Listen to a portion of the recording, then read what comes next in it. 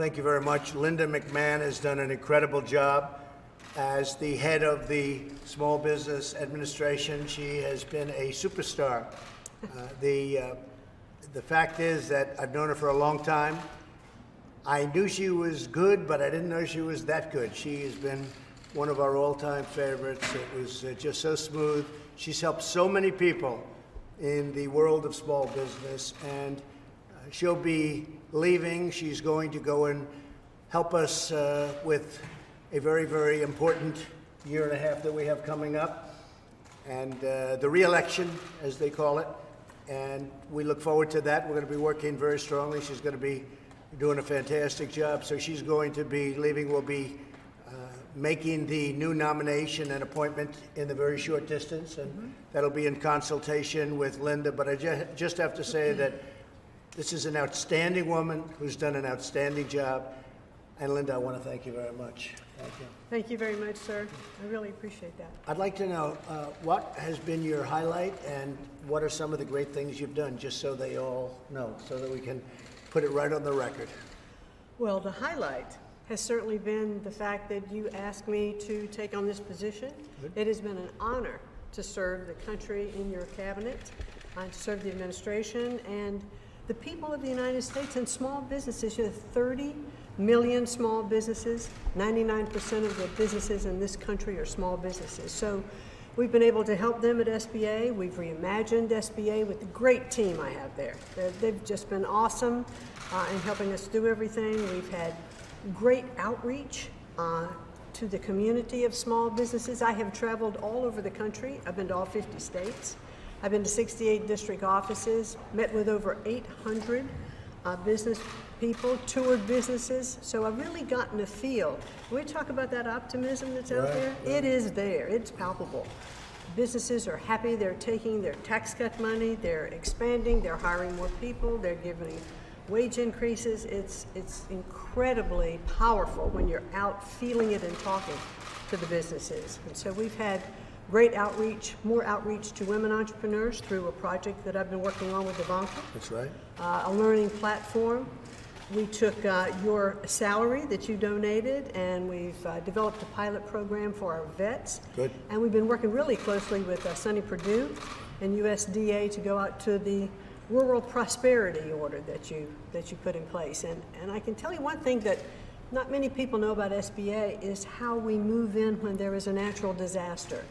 And I want to thank you for letting me go with you to Houston and Puerto Rico in my hometown of New Bern, North Carolina, and I got to see firsthand what it's like when the commander-in-chief is on the ground and the folks know that you're attending to them. And so I want to thank you again for serving. It's been an honor and a privilege, and thank my great team at SBA because they are awesome. Yeah, thank you very much. Thank you, sir. I do have to say that I witnessed firsthand during the hurricanes, because we had numerous hurricanes and they were big, and tornadoes. We had some vicious ones, and we just left Alabama. And I've watched Linda and her people, the great job they've done helping people that really needed help, and they needed it quickly, and you have just been outstanding. So we're very, very thrilled at the great job you've done and at the job you're going to be doing. We're staying together. Very importantly, we're staying together, and we'll be announcing the next administrator in the very near future. Right. I think we pretty much know who that's going to be. So we'll be putting it out there pretty soon, okay? Give us a clue. Somebody that's really good. Somebody that we know very well, and somebody that will fit in beautifully.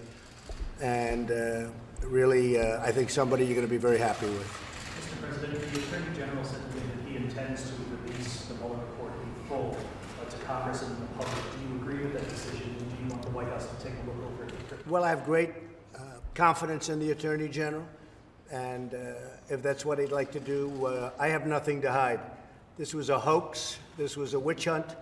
I have absolutely nothing to hide, and I think a lot of things are coming out with respect to the other side, but I have a lot of confidence in the Attorney General. Mr. President, are you going to be talking to President Putin about Venezuela? We will probably be talking at some point. We're looking at Venezuela. Venezuela right now is a big fat mess.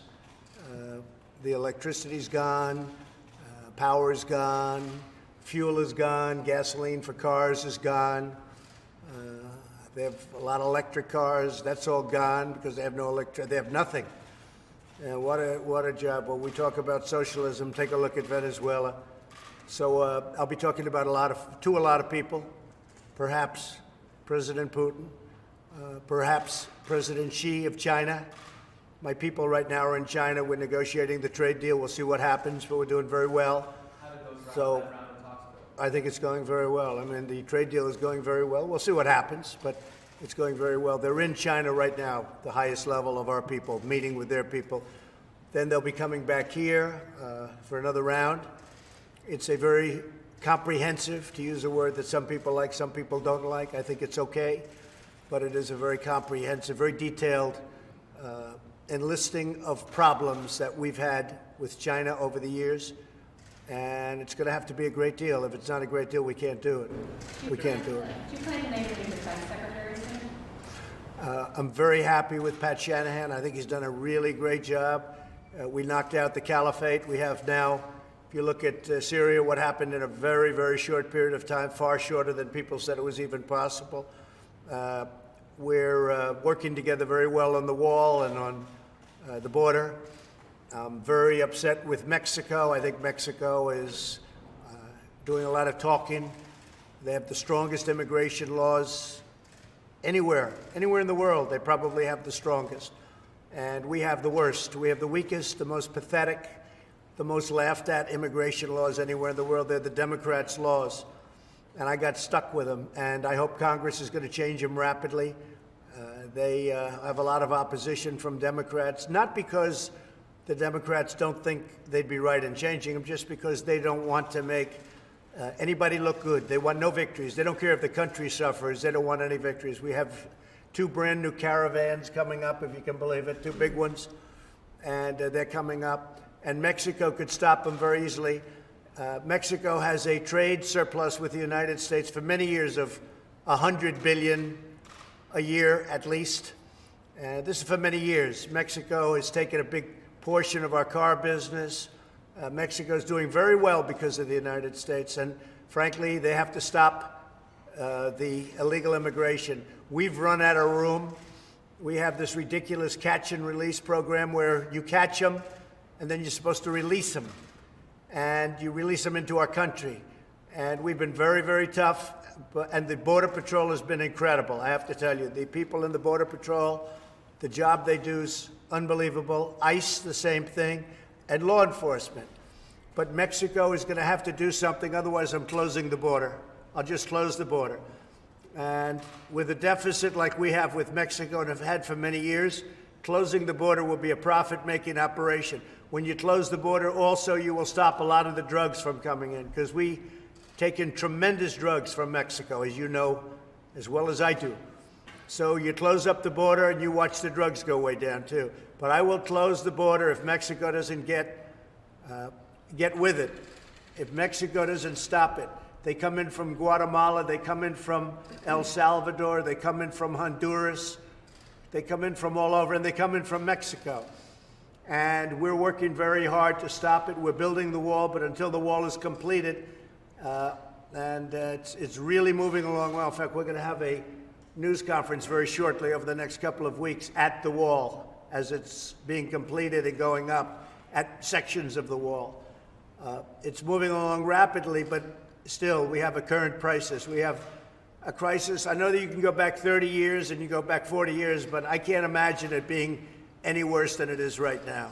On that note, 2 children died in around December in U.S. custody, migrant children. Do you believe, given the rising numbers of migrant families and children at the border, your administration is equipped to handle that in a way that it tries to ensure that children are not dying of heritage? Well, I think that it's been very well stated that we've done a fantastic job. One of the children, the father gave the child no water for a long period of time. He actually admitted blame. The other one was being brought to the hospital in an emergency, on an emergency basis.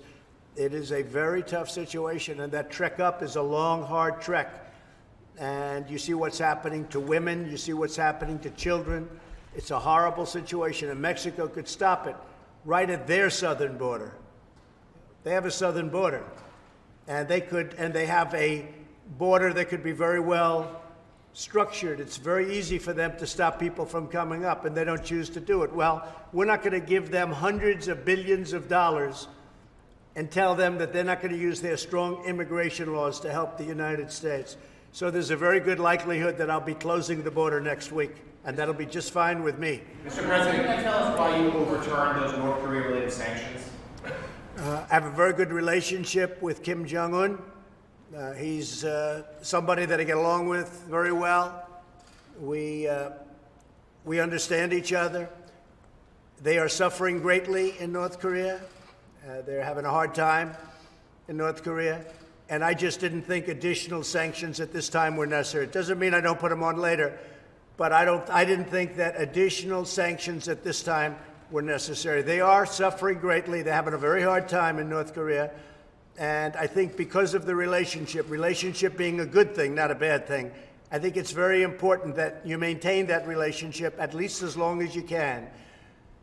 But we get along very well. We have a very good understanding, so I didn't think that those sanctions were necessary at this time. Have you spoken to Chairman Kim since Hanoi, sir? No, I have not. Were you upset that your Treasury Department put those sanctions in place? Did they run those past? Not at all, because they were intended to go. People thought that they would go at that time. They had the right to do that. I just decided that I would not let it happen. In a certain way, it's like the Special Olympics. For many years, it hasn't been approved, and then at some point it gets negotiated out in Congress. Well, I went out and I said, we're going to have funding for the Special Olympics. So that's why I approved that. It's a little bit of a similar situation with different parties, to put it mildly. So I just want to, again, I want to thank the job you've done. I'll tell you what, Linda has been so great. And when somebody does that good a job, I'd rather do it this way than just say bye-bye. And so I'm doing it this way. And I'll tell you, Linda McMahon is a very special person. And now she's going to be working with me very hard so that we keep this miracle that we've built. You saw what happened last night in Michigan. We had, if they would really report it, many, many thousands of people outside of the arena. The arena was packed. That arena was absolutely packed last night. And there was tremendous love in that arena. And you look at what's happening with Michigan and Ohio and Pennsylvania and Florida and so many places, North Carolina, South Carolina. You look at what's going on, Iowa. Wait till you see what's going on in Iowa. So many different places. New Hampshire, I have tremendous reports of something we did up in New Hampshire. Our country is doing really well. We're the hottest country in the world economically, and it's going to stay that way for a long time to come. Thank you all very much, and Linda, thank you very much.